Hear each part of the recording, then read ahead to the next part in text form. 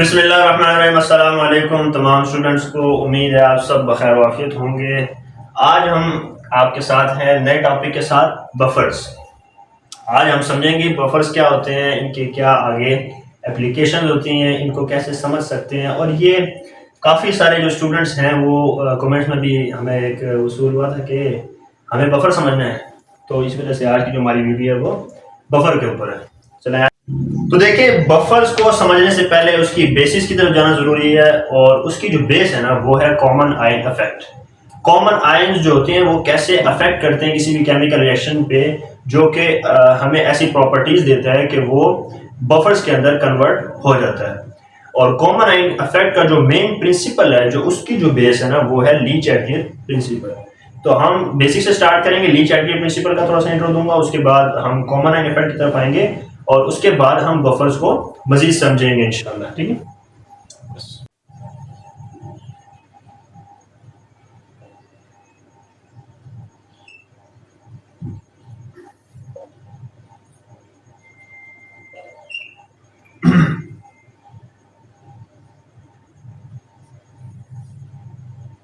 Leach-Atkin principal हमें क्या कहते हैं कि जब हम कोई भी चेंज अप्लाई करते हैं किसी भी सिस्टम के ऊपर,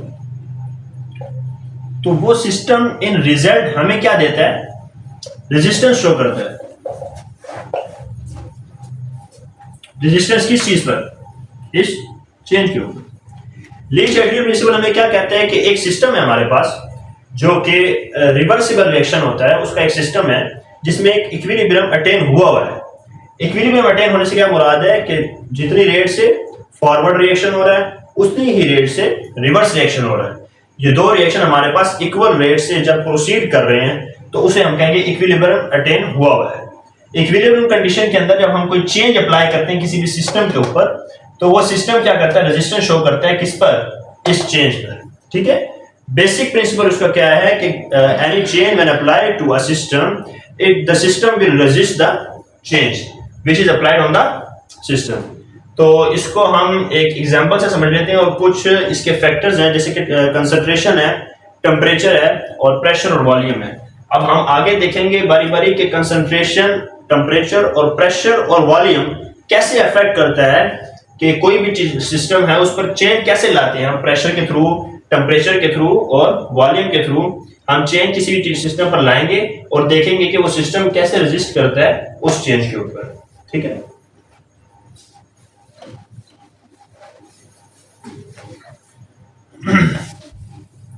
तो सबसे पहले हम देखते हैं टेम्परेचर कैसे अफेक्ट करता है या चेंज लेकर आता है।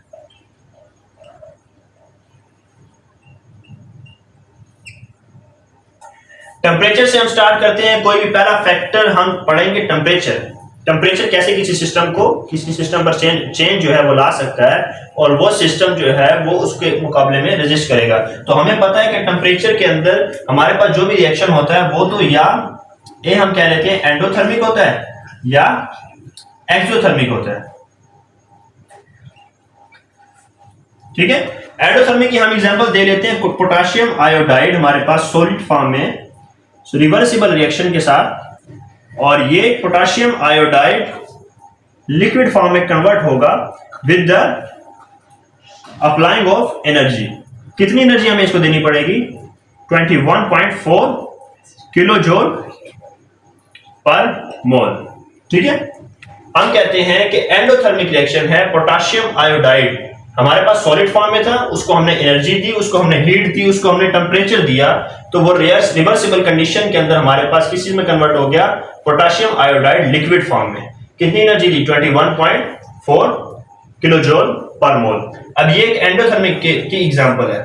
अब हम कहते हैं कि प्रोडक्ट साइड पर हमारे पास जो मेन चीज आई है वो क्या है, पोटेशियम आयोडाइड लिक्विड फॉर्म के अंदर। लेकिन रिएक्टेड साइड पर दो चीजें हैं, एक पोटेशियम आयोडाइड सॉलिड फॉर्म में, और जो हमने दूसरी क्या चीज उसको दी, टेम्परेचर और पोटेशियम आयोडाइड सॉलिड फॉर्म में।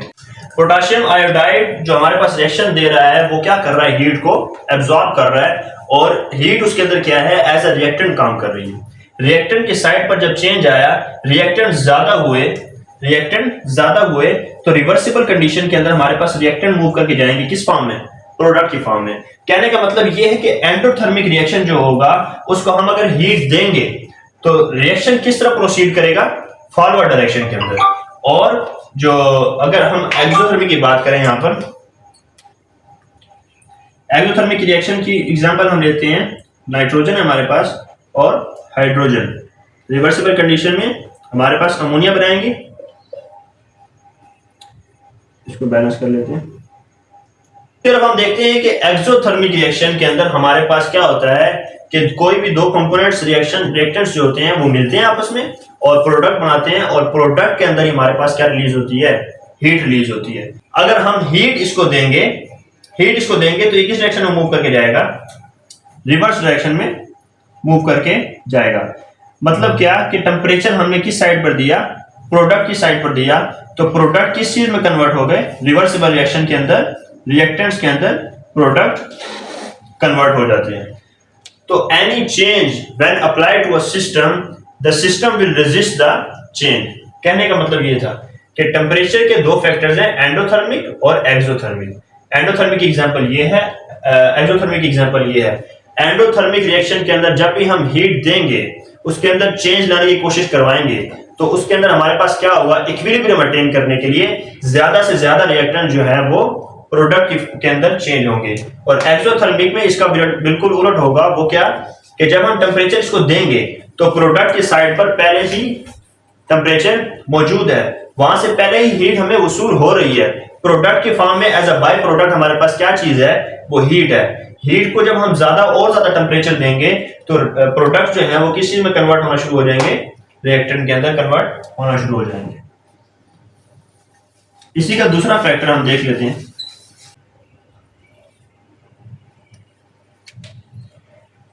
कंसंट्रेशन भी एक फैक्टर है जो कि किसी भी सिस्टम के अंदर हमारे पास चेंज को इंट्रोड्यूस करवा सकता है। कंसंट्रेशन हमारे पास ये है एसिटिक एसिड। एसिटिक एसिड जब हम इसको वाटर में डिसॉल्व करते हैं तो ये आयोनाइज होकर एसीटेट आयन और एसीटेट आयन और हाइड्रोजन के अंदर ये आयोनाइज हो जाता है। हमारे पास दो आयन्स बने हैं, हम कहते हैं ये हमारे पास था रिएक्टेंट और ये दो आयन जो थे हमारे पास क्या थे, प्रोडक्ट थे। जितना ज्यादा हम रिएक्टेंट को इंक्रीज करेंगे, रिएक्शन जो है वो किस डायरेक्शन में मूव करेगा, फॉरवर्ड डायरेक्शन में मूव करेगा। जितना ज्यादा हम प्रोडक्ट को इंक्रीज करेंगे, रिएक्शन जो है वो किस डायरेक्शन में मूव करेगा, रिवर्स डायरेक्शन के अंदर मूव करेगा। हम कहते हैं हम एसीटेट आयन को किसी भी सॉल्यूशन के अंदर ज्यादा करें, उस सॉल्यूशन के अंदर जिसमें पहले से ही एसिटिक एसिड मौजूद है, ठीक है। एसीटेट आयन को हम जब ज्यादा करेंगे, प्रोडक्ट ज्यादा होगा, तो ऑटोमेटिकली हमारे पास रिवर्स डायरेक्शन में जो है वो रिएक्शन मूव करके जाएगा टू अटेन इक्विलिब्रियम। तो हमारे पास क्या चीज आएगी, एसिटिक एसिड हमारे पास ज्यादा हो जाएगा। तो हम डायरेक्टली मूव करेंगे कॉमन आयन इफेक्ट की तरफ, ताकि हमारा जो मेन टॉपिक है बफर उसकी तरफ जा सके। कॉमन आयन इफेक्ट के अंदर भी हम इसी एग्जांपल को देखते हैं।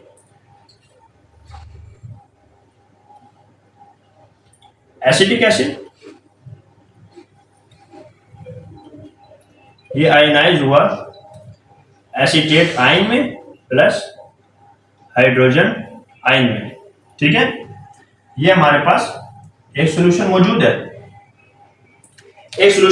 है, जिसके अंदर एसिटिक एसिड है, वो आयनाइज होगा किस चीज के अंदर, एसीटेट आयन और हाइड्रोजन के अंदर आयनाइज हुआ।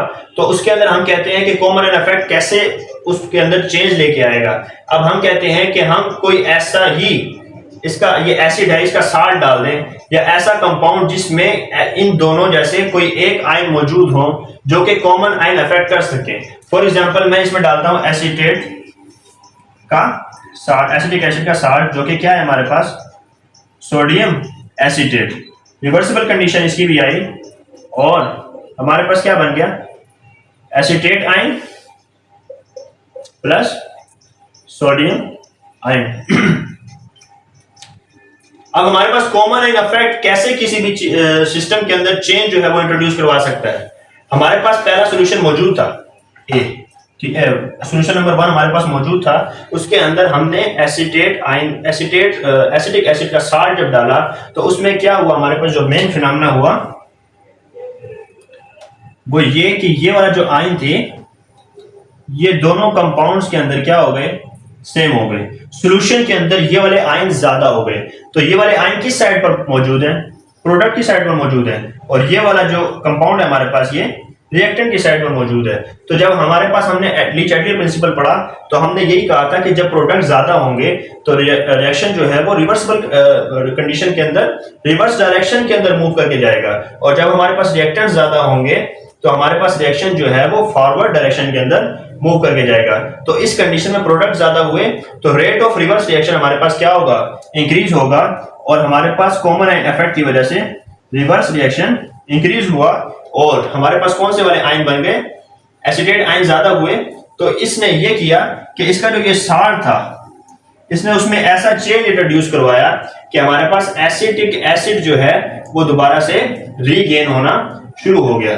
तो ये चेंज इंट्रोड्यूस किसने करवाया, एसिटिक एसिड के साल्ट ने, जो कि क्या है हमारे पास सोडियम एसीटेट है। उम्मीद है स्टूडेंट्स आपको यहां तक समझ आ गई होगी। इसके बाद हमारा जो मेन टॉपिक है बफर, उसकी तरफ चलते हैं।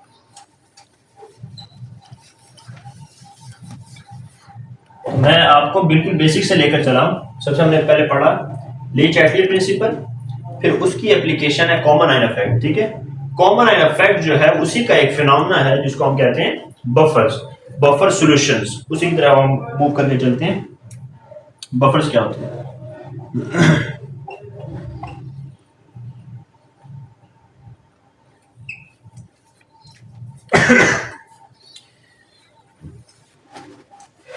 बफर्स, बफर्स वो सॉल्यूशंस होते हैं कि जो पीएच को रेजिस्ट करते हैं।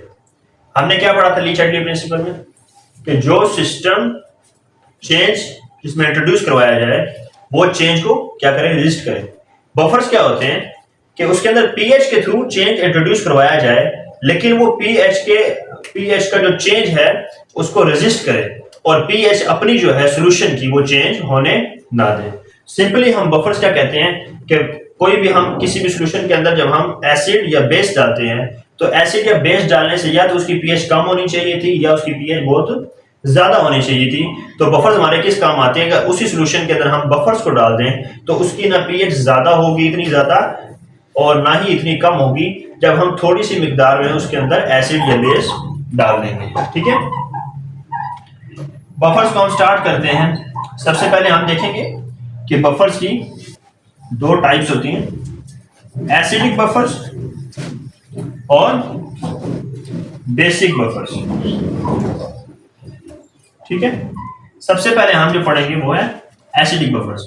इसको सारे को रेस करता हूं और एसिडिक बफर्स को ही आगे लेकर चलते हैं।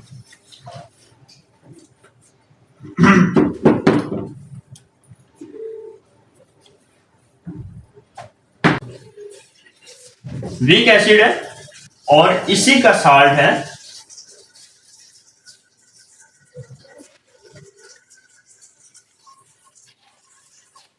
With a strong base. ठीक है, इसकी हम एग्जांपल देखते हैं। हमें पता है कि एसिडिक एसिड जो है वो एक वीक एसिड है जिसकी पीएच इतनी ज्यादा कम नहीं होती। ठीक है, और इसका साल्ट किस चीज के साथ बनाए हम कहते हैं हमने रिएक्ट करवाया एसिडिक एसिड को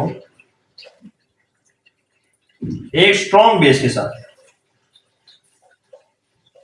तो हमारे पास कौन सा रिएक्शन आया, न्यूट्रलाइजेशन रिएक्शन आया। उसके अंदर हमारे पास जो साल्ट बना sodium acetate plus H2O water. Neutralisation reaction के अंदर हमारे पास एक वीक एसिड का साल्ट बन गया किसके साथ, एक स्ट्रॉन्ग बेस के साथ। ये एक स्ट्रॉन्ग बेस है और ये क्या है, एक वीक एसिड। ठीक है, इसी फिनोमेना को हम आगे लेकर चलते हैं। आपको जस्ट बताना था कि वीक एसिड होना चाहिए और उसी का साल्ट होना चाहिए किसके साथ, एक स्ट्रॉन्ग बेस के साथ। अब हम अपना बेस जो एसिडिक बफर सॉल्यूशन है हम वो पहले प्रिपेयर करेंगे। एसिडिक बफर सॉल्यूशन के अंदर हमारे पास वीक एसिड है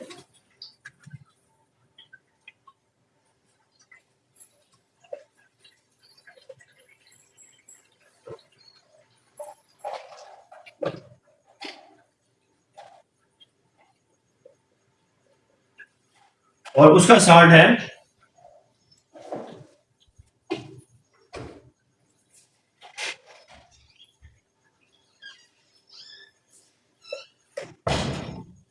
विद अ स्ट्रॉन्ग बेस। ठीक है, हम कहते हैं हम इसके अंदर एक चेंज इंट्रोड्यूस करवाते हैं। ये हमारे पास एक प्रॉपर बफर सॉल्यूशन है, इसके अंदर हम कोई चेंज इंट्रोड्यूस करवाते हैं। जैसा कि मैं कहता हूं कि पीएच के अंदर चेंज को ये रेजिस्ट करता है, तो मैं कहता हूं कि थोड़ी सी मिकदार में अगर हम इसके अंदर एसिड या बेस डाल दें तो इसके अंदर क्या इफेक्ट होगा। ठीक है, सबसे पहले अगर मैं कहता हूं कि पहला चेंज हम ये इंट्रोड्यूस करवा दें कि इसके अंदर अगर हम एसिड डाल दें, एसिड कैसे एनालाइज होगा, H positive plus Cl negative. हमने ली चैटलियर प्रिंसिपल में यही पढ़ा था कि अगर हम हमारे पास प्रोडक्ट के अंदर ज्यादती हो रही है तो रिवर्सिबल रिएक्शन होगा। यहां पर भी H मौजूद है हमारे पास पॉजिटिव और यहां पर भी H पॉजिटिव मौजूद है, तो हमारे पास प्रोडक्ट साइड जो है वो इंक्रीज हो गई, जिसकी वजह से H और H की वजह से, और यहां पर H और H ज्यादा हुए तो ये वाला जो H है वो दोबारा इसके साथ रिएक्ट कर हमारे पास रिवर्सिबल रिएक्शन देगा, जिसकी वजह से एसिडिक एसिड बगैर आयोनाइज स्टेट के अंदर आ जाएगा। एसिड क्या होता है, जो हमें H दे, H पॉजिटिव आयन दे, और H पॉजिटिव आयन की कंसंट्रेशन ज्यादा होने से हमारे पास पीएच क्या होती है, कम होती है। H पॉजिटिव आयन यहां पर ज्यादा हो रहे थे, H पॉजिटिव आयन यहां पर ज्यादा हो रहे थे, लेकिन बफर सॉल्यूशन ने हमें क्या कहा कि H पॉजिटिव आयन जैसे ही ज्यादा हुए तो प्रोडक्ट की कंसंट्रेशन ज्यादा हुई। प्रोडक्ट की कंसंट्रेशन ज्यादा होने की वजह से ली चैटलियर प्रिंसिपल के मुताबिक इस पूरे सिस्टम को रिवर्सिबल कंडीशन के अंदर इक्विलिब्रियम मेंटेन करना था, जिसकी वजह से हमारे पास रिएक्टेंट जो है वो दोबारा रिटेन हो गया। ठीक है, जब ये दोबारा रिटेन हो जाएगा तो इसकी आयनाइज स्टेट नहीं रहेगी, H पॉजिटिव आयन नहीं रहेगा, तो हमारे पास पीएच भी चेंज नहीं होगी। ठीक है, दूसरा चेंज इसी रिएक्शन के अंदर हम क्या करते हैं, हम कहते हैं हमने इसके अंदर बेस डाल दी। सेकंड नंबर पे जो चेंज है हमारे पास वो क्या डाल दी, हमने इसके अंदर बेस डाल दी, जो कि क्या है NaOH। वो कैसे आयनाइज होगी,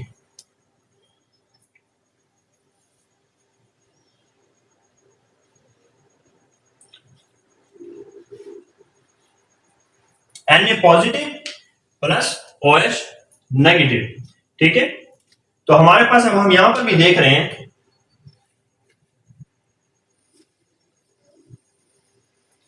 कि इसके अंदर सोडियम आयन की जो कंसंट्रेशन है वो ज्यादा हो गई है प्रोडक्ट की साइड पर, तो सेम फिनोमेना यहां पर भी होगा, कॉमन आयन इफेक्ट लगेगा कि सोडियम आयन जो है वो यहां पर कॉमन आ गया है प्रोडक्ट साइड पर, प्रोडक्ट की कंसंट्रेशन ज्यादा हुई, जिसकी वजह से रिवर्सिबल रिएक्शन जो है वो प्रोसीड होगा, और रिवर्सिबल रिएक्शन के अंदर हमारे पास दोबारा इसका साल्ट जो है वो साल्ट फॉर्मेशन हो जाएगी, और पीएच जो है वो ज्यादा नहीं हो पाएगी। OH की कंसंट्रेशन यहां पर ज्यादा होनी थी, जिसकी वजह से पीएच हमारे पास पीएच जो है वो हमारे पास ज्यादा हो जाती, लेकिन हमारे पास जो बफर सॉल्यूशन है उसने क्या किया कि Na positive common ion effect लगा, और उसके बाद हमारे पास Na पॉजिटिव और एसीटेट नेगेटिव आयन जो है वो दोबारा रिकंबाइन हुए, और हमारे पास रिएक्टेंट जो है वो दोबारा उसकी फॉर्मेशन हो गई। इसके बाद हम डिस्कस करेंगे बेसिक बफर्स। इसके बाद स्टूडेंट्स हम डिस्कस करेंगे बेसिक बफर्स। बेसिक बफर्स हमारे पास क्या होते हैं उसको हम सही तरीके से समझेंगे।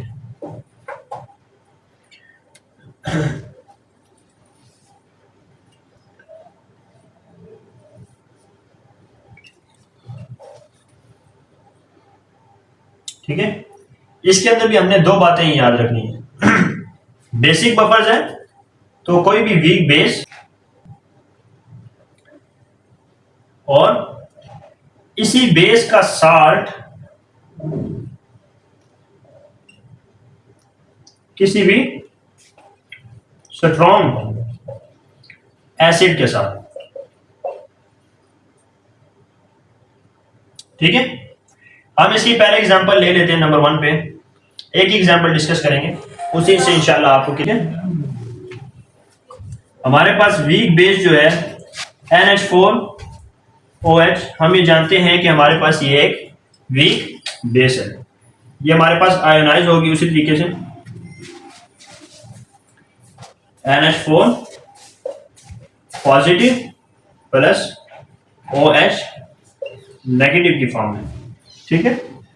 और इसी का साल्ट हम कैसे बनाएंगे, किसी भी स्ट्रॉन्ग एसिड के साथ NH4OH प्लस स्ट्रॉन्ग एसिड हम लेंगे HCl, जिससे क्या बनेगा, न्यूट्रलाइजेशन रिएक्शन होगा, बेस और एसिड मिलकर न्यूट्रलाइजेशन रिएक्शन करेंगे, हमारे पास साल्ट बन जाएगा NH4Cl प्लस H2O, ठीक है। ये हमारे पास इसी बेस का एक साल्ट हमारे पास प्रिपेयर हो गया। इस साल्ट का आयनाइजेशन हम करवाते हैं ताकि हम बेसिक बफर प्रिपेयर कर सकें। हमने उसका साल्ट बनाया था NH4Cl, ये भी क्या होगा, आयोनाइज उसी तरीके से होगा, NH4 positive plus Cl negative, ठीक है। उसी तरीके से हम जब pH को चेंज करने के लिए इसके अंदर कोई भी एसिड डालेंगे या बेस डालेंगे तो ये बफर सॉल्यूशन हमारे पास किस तरह रिएक्ट करता है, वो 2 पॉइंट्स में हम देखते हैं। हम कहते हैं हमने इसमें बेस डाली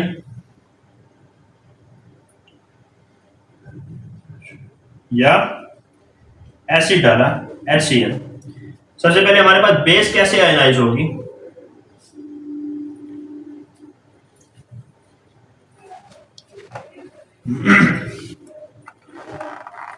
Na positive plus OH negative. ये हमारे पास यहां पर OH नेगेटिव जो है कॉमन आयन इफेक्ट की वजह से दो कॉमन आयंस बन रहे हैं हमारे पास, ये OH नेगेटिव। तो हमने ली चैप्टर में यही पढ़ा था कि इक्विलिब्रियम को अटेन करने के लिए जब कॉमन आयन इफेक्ट यहां पर इंट्रोड्यूस होगा तो OH नेगेटिव जो है वो क्या करेगा, यहाँ प्रोडक्ट साइड पर ज्यादा हो गया है जिसकी वजह से ये दोनों रिकम्बाइन होंगे और बेस को रीजनरेट कर देंगे, जिसकी वजह से OH की कंसंट्रेशन यहाँ पर ज्यादा नहीं होगी तो pH इंक्रीज भी नहीं होगी। बेस डालने से हमारी pH किस तरह जो है वो इंक्रीज नहीं होगी, OH की कंसंट्रेशन यहाँ पर ज्यादा हुई, इस OH ने इस वाले OH की सॉल्युबिलिटी को डिक्रीज किया, आयनाइजेशन को डिक्रीज किया और ये दोनों रिकम्बाइन होकर दोबारा पास हमारे पास जो है वो रिएक्टेंट को बना देंगे, ठीक है। अब हम इसी के अंदर एसिड को डालते हैं HCl, कैसे आयनाइज होगा हमारे पास H positive plus Cl negative. अब यहां पर हम देखें दोबारा से कॉमन आयन इफेक्ट में CH जो है Cl negative concentration product side पर इंक्रीज हो गई है, ठीक है। यहां पर फिर से वही कॉमन आयन इफेक्ट का फिनोमेना लगेगा और एसिड डालने से हमारी pH डिक्रीज नहीं होगी, जबकि ये एसिड जो है वो इसकी सॉल्युबिलिटी को, इस साल्ट की सॉल्युबिलिटी को, इसकी आयनाइजेशन को डिक्रीज करेगा और साल्ट की फॉर्मेशन हमारे पास दोबारा हो जाएगी। तो बफर कैसे एक्ट करता है किसी भी एसिड या बेस के डालने से वो आज हमने देखा इसमें, और वो कैसे रेजिस्ट करता है किसी भी कि वो कैसे pH को जो है वो चेंज ना करे किसी भी सॉल्यूशन की।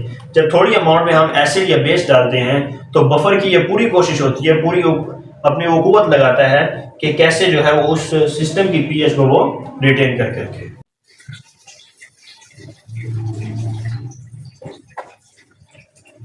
तो स्टूडेंट्स, उम्मीद है आपको आज का लेक्चर जो है वो समझ आया होगा। मैंने पूरी कोशिश की आपको समझाने की, और फिर भी अगर कोई क्यूरीज रह गई या कोई क्वेश्चन रह गया इसके अंदर से तो आप ज़रूर कमेंट में शेयर करें। इंस्टाग्राम जो पेज है हमारा उस पर भी आप शेयर कर सकते हैं, और इंशाल्लाह और कोई भी और टॉपिक अगर समझना हो तो वो उसके बारे में भी आप हमें बता सकते हैं। मैं और मेरी टीम जो है वो मिलकर आपकी इंशाल्लाह ज़रूर हेल्प करेंगे। और जो पेज का नाम है वो आपको स्क्रीन पे शो हो रहा होगा, और जो लिंक है वो आपको डिस्क्रिप्शन में मिल जाएगा। खुदा हाफिज़।